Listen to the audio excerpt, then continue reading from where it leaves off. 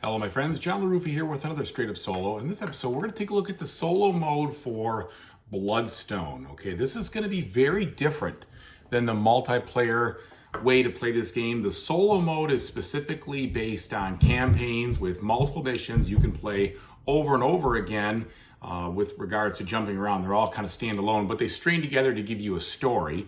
And each of the 6 factions has 3 missions where you control them against other or multiple other non-player factions or enemy factions, neutral factions, all sorts of stuff like that. So let me go ahead and show you how it works. Okay, folks, and as usual, please like and subscribe to my YouTube channel if you haven't done so already, because that really helps me out and I really do appreciate it. So I've zoomed in here pretty close to the action right now, and this is the first scenario, kind of as I am marching my way through, maybe around halfway or so through. And I'm playing the horse lords over here, and I'm fighting against the dragon riders. And then we have this kind of impenetrable barricade up top by the hill people, or the hill folk, pardon me. And my mission to win is to destroy this dragon here and this dragon here. The other stuff, the other way to score points and all this other jazz does not matter in this mode. Now, how I would lose would be if I have to regroup twice. If I reach the number 2 on my regroup track, meaning I've basically exhausted my entire bag twice and I've had to redraw, or if the dragon riders cannot draw a tile, or if my citadel is captured. And what's happening here, these 3 armies, these 3 stacks of dragon rider units are marching in specific lines towards my citadel to destroy it. And I have to figure out how to destroy these dragons. Now, a little spoiler alert, I gotta tell you this, I think you'd figure it out if you played it, but the dragons will always run away, right? They're always gonna retreat. So you're gonna have to figure out how to destroy them and how to stop them from retreating, okay? And they're pretty strong on their own. But basically that's what you're trying to do. I guess it's not a spoiler because I didn't tell you how to do that, but that's what you got to figure out, how to stop them from withdrawing and to destroy them. Now they're really strong, and the way it works in this game is all the units have these modifiers, okay? And the dragon specifically has these modifiers here, and it's a +4. Now, the one thing with the dragons is if they're ever successful in an attack, and this doesn't have to do with this scenario, they come off the board. And so that makes them not quite as powerful as you think with the +4. My units have lesser kind of, I guess I don't know about lesser. Most of the units in this game are pretty well balanced as far as the races, right? But they all have some specific special powers and something that's going for them that kind of makes them unique. And in my case, I have a hand size of 7 tiles instead of the usual 6. Now, I have over here my tiles drawn, and these I'm going to put so that we can kind of see them up here on the board. And I shouldn't say the board, it's really the cloth. Oops. But I'm going to make that so that we can see what's going on. Let me raise the camera a little bit and angle it so that we can kind of understand what we're getting into. And then the way this game works is you have a series of bags. The bags are where you're going to be drawing units from. You use these tiles for 3 things. Number 1, you can use them for the pip value over here on the right side to move units on the board, a certain number of pips. You can place the tile, and when you place the tile, you have to discard that many other tiles in your hand to place it down in your citadel area or on a town area. And then you can also use them to, of course, attack. And you can discard them for things in combat, for combat modifiers. And finally, at the end of your turn, you can discard them to build villages. And villages are important in general, for scoring, but also in order for you to be able to build units, you have to build them in a place that has one of your villages in there or a citadel. And there's a variety of different things in regards to how this game works with tactics, but the rules are pretty straightforward and simple, which is helpful because it allows you really to focus on how am I going to use this system to my advantage versus how am I going to memorize and keep track of all sorts of different nuances and such. So it comes with, like I said, this campaign book which is quite thick, okay? So there's a lot of different campaigns in here. And there are also 6 maps that come with the game, I believe 6. And they are numbered in this book to try to help you understand, you know, where do my units go and what do they prefer and how, not my, but the other ones, how they're gonna interact with things. One little tip, it would make sense if you do get this game to save yourself a little bit of trouble and print out a copy of this page here, just because that's how units get eliminated when you beat them. That's the order of elimination. So it is my turn right now, and I'm going to, again, try my best to continue to press the attack here and also build up forces in a forward array so that I can kind of get the objective accomplished.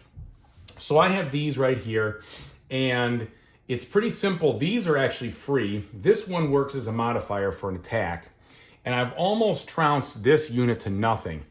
And in my effort, so here's the thing with these desert spots. The desert spots are, you can't leave people in there. You can't leave your units in there. They'll die at the end of the turn. But the dragon won't necessarily retreat in that direction because he's always going to fall back to his own space if at all possible. So that's where he wants to retreat to. So he has some specific some specific things that he will do. So like they said, always retreat from combat if possible towards the starting location, or if that's not possible, to the highest numbered valid adjacent location. They will only move off their starting location if they can move on to one of your undefeated adjacent villages, or if they are withdrawn from combat. Dragons never join an army and will operate independently. So there's going to always be something unique about the scenario that will kind of set the stage and make for some interesting situations you're trying to deal with here. All right, so I could go ahead and try to press the attack on this guy right now. And what I would be looking for is, like I said, he gets a +4. He's going to try to retreat. So where's he going to go? Well, he's going to go to the highest numbered spot, which means he's going to fall back into this army, and that is going to be something that I'm going to have to deal with. So instead of that, I have a whole host of units over here. I think what I'm going to do is I'm going to advance in this direction and try to, hem this guy in a little bit more. And so in order to move these, I have to discard tiles with a bunch of pips on them. So I'm going to discard this. This tile has 5 pips. That way I can move all 5 of these units one space. However, the challenge is that moving into forest, which is where we are right now, forest requires 2 movement points to get in there. So that means I would have to go, like, for instance, it's 2 points, 4 points, and that's not going to get my whole army down there, so I'm going to need to beef it up, all right? So let's go ahead and throw in 8 total. So that would be 6 and 8. So now I've committed 8 points to move into this spot here. I'm going to leave the shield unit behind, just more or less because I can't afford to move him and I need to make some progress. You're going to have to be aggressive if you're going to want to accomplish the goals, because I don't have a lot of time to be screwing around, and I also have to deal with him too. So I've used these. These are out of the game. Okay, now I don't have to resolve the combat right away. I can continue to move around. I can build units. I can do other things before I decide to take on the combat. And what's interesting about that is, because my guys are present here, he can't retreat into this spot, right? He can only retreat backwards over here. So that eliminates one of these areas. He could also go down here, but he's not going to, I don't think he's going to go down there. Let me see. It says highest number valid adjacent location. I guess he would try to go in here and he could remain. So that's the one thing, is he can kind of back up and go to this corner. But that's not the end of the world, because I do need to get him off of that spot. So I can again kind of press him in on that situation here. And so maybe what I'll do to move to the hills is 3. So why don't I discard these 2? That's a total of 6 pips. And that will move these guys. This leader can take whoever he wants with him. So the leader, this is the leader, he could take this guy in there for 3, and then I can move this guy here for another 3. So that's 6. And now it's pressing upon him. It's putting the heat down. And I got a little bit more that I can use. Okay, so these are gone. What I'd like to do is to keep this corridor ready for a situation I might need it. Because this army, if it goes, it's going to try to come around here and it will try to destroy my citadel, and that'd be bad. So we don't want that. So what I think I'm going to do is I'm going to save this tile to build some villages. And let's spend this 4, to move, let's spend the 4 to go like this. 1, 2, 3, 4. Okay, so that moves around in that area, and you'll see why I'm going to do that in a second. Okay, I have these left. Now let's go ahead and resolve some combat. And I didn't build any units because I feel like I have enough units on the board here. So let's go ahead and resolve the combat. First, we'll resolve this. He's going to retreat. The dragon's going to fall back to the space, and you can't see, but it's going to be space 74 over there because that is the highest space. So he's going to retreat into the desert. Now, he does not die in the desert. The dragon can remain in the desert without dying. Pretty sure he can. Almost positive. Yeah, can remain in the desert, mountains, and sea areas, so he doesn't die. But he's out of that spot, which is good. So I'm going to try to press him into a corner and defeat him. Okay? Now, we're going to go attack here. I have a unit advantage. What that means is that when the way the combat is resolved is you draw 3 or 4 tiles from this combat bag, and because I have more units than he does, I draw 4 tiles, and then the tiles have a certain number of pips on them. All right, now, in the solo game, before he draws his tiles, I could decide to swap out one of these that I've drawn with one of the units I have left for the pips. In this case, it doesn't help me, but I knew I was going to outnumber him because I also have all those battle modifiers.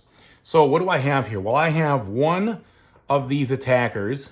This guy, this cavalry who doesn't do me any good from a modifier, but I have 3 swordsmen, so that's a +3 because they always get +3 or +1 each when they're brought in.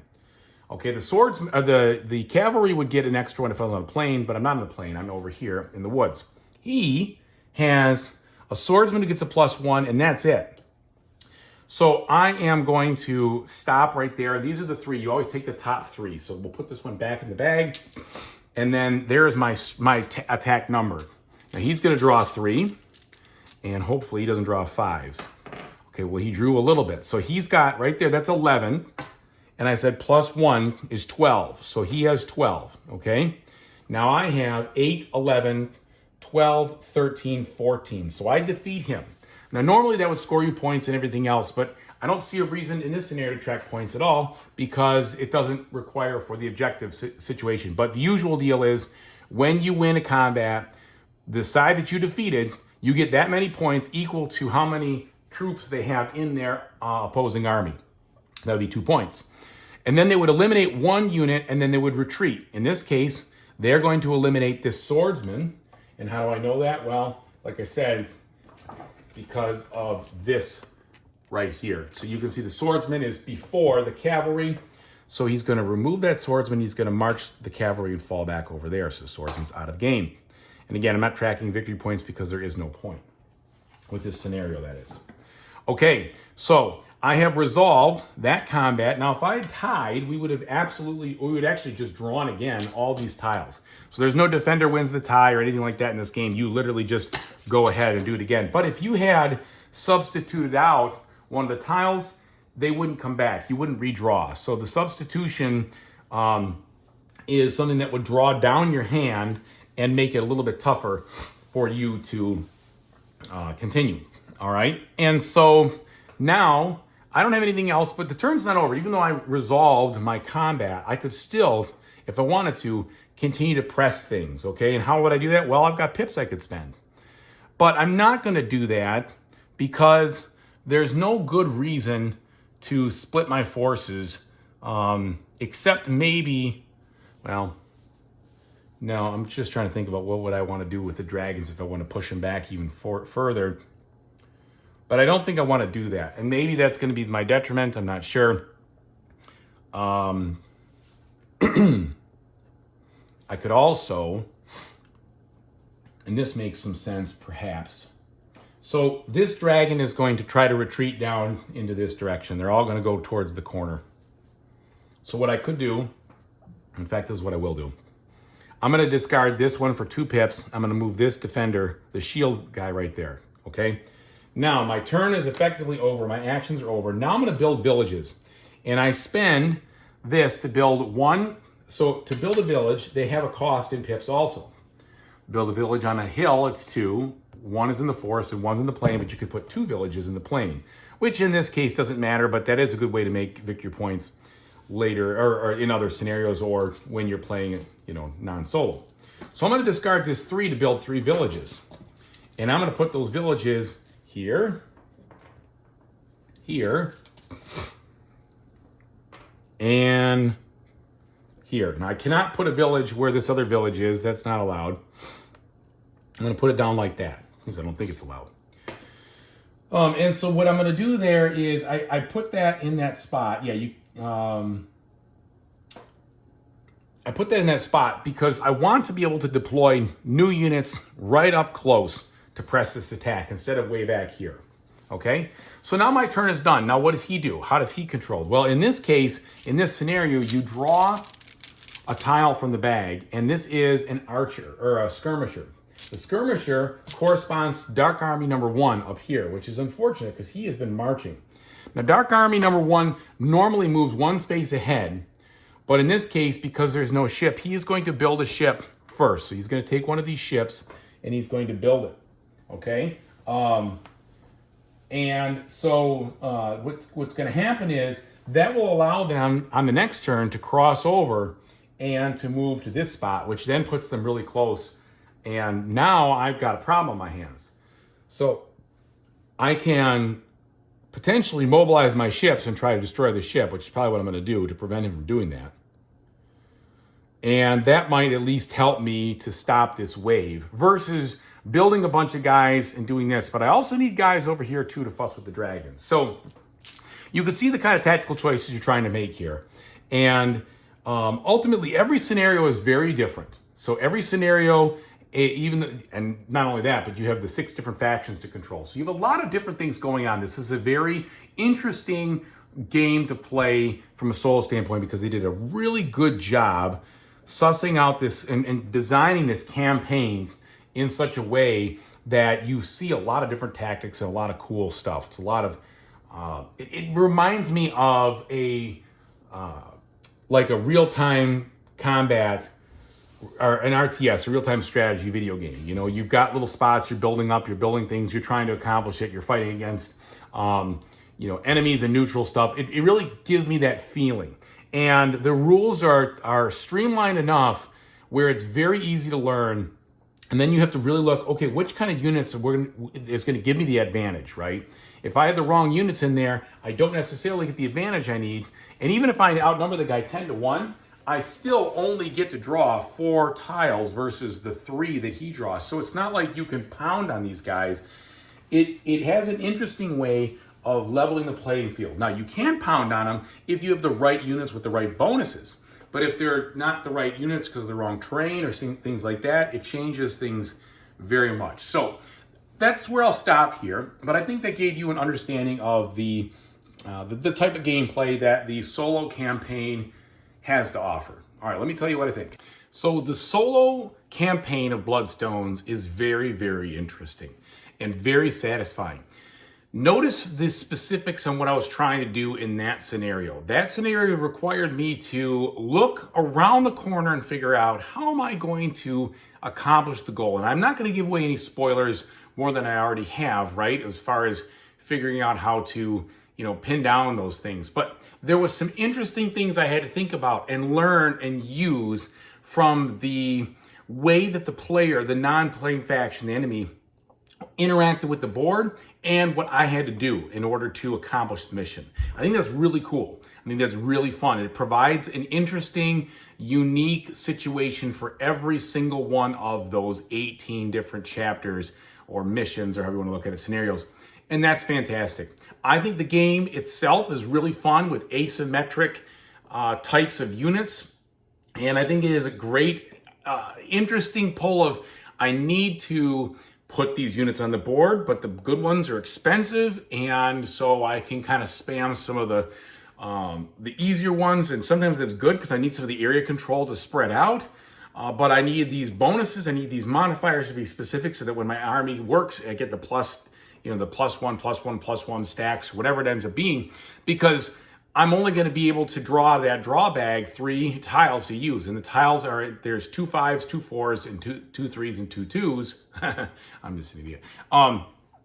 In that bag. And so it's not like a dice roll, right? Where you could roll like really, really well. The best you could do out of the bag is 5, 5, and 4. Okay. Now you could make 5, 5, and 5 if you had a 5 in there, but in your units to swap out with. But that'd be pretty lucky out of that many tiles, right?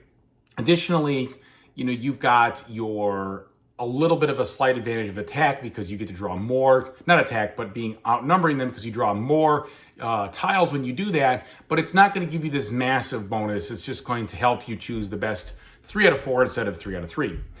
So either way, the tactics and the interesting stuff here is very cool and very satisfying. Now, I've actually played this, with the solo campaign and multiplayer. One of the rare times I was able to play one of my games multiplayer. And it definitely feels different multiplayer, right? Multiplayer feels more like a classic dudes on the map board game where you're doing things to get the most points. I think they're both good. They're both unique. It just depends on what you're looking for, whether this is going to meet that expectation or not. Each of these different missions is unique in a specific way. And some of them will provide more of a dudes on the map kind of feel, where you're trying to get victory points and things like that. And other ones, like the one I was doing, was very specific on accomplishing a goal and how I'm going to do that with the units I have and the tactics I have, which I think is very cool also. So you get a lot in this game, and I'm really, really pleased that they spent the time to put together such a nice, well-rounded, well-thought-out campaign mode instead of just the usual deck of cards driving action, which wouldn't be bad. And I hope they do have some kind of skirmish mode maybe that gets you to that spot in the future. But right now I'm very satisfied with it. And I think it is a really cool experience and one that I'm happy to have in my collection, very unique, and I'm going to be keeping for sure. So thanks so much for watching. I really appreciate it. Whatever you decide to do in the future, I really hope you have a fantastic time doing it. Take it easy, everybody.